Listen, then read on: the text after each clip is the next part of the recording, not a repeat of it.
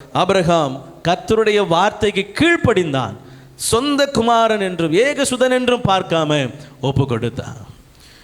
அவனை பலியாக ஒப்பு கொடுத்தான். இனி அவனை காண்பேனோ என்ற எண்ணம் விசுவாசம் அவங்ககிட்ட இருக்குதா இல்லையான்னு தெரியல. மீண்டுமாய் வருவோம் என்று விசுவாசத்தோடு தான் கடந்து போகிறார். ஆனாலும் அவன் இருதயம் தன் பிள்ளையை கொல்ல போகிறோம் என்கிற அந்த அந்த அந்த எண்ணம் இல்லை. கர்த்தர் சொன்னதை நிறைவேற்ற போகிறேன் அந்த எண்ணம் தான் அவன் இருதயத்தில். எது டாமினேட் பண்ணதோ அதுதான் ஆளுகை செய்யும். அல்லேலூயா.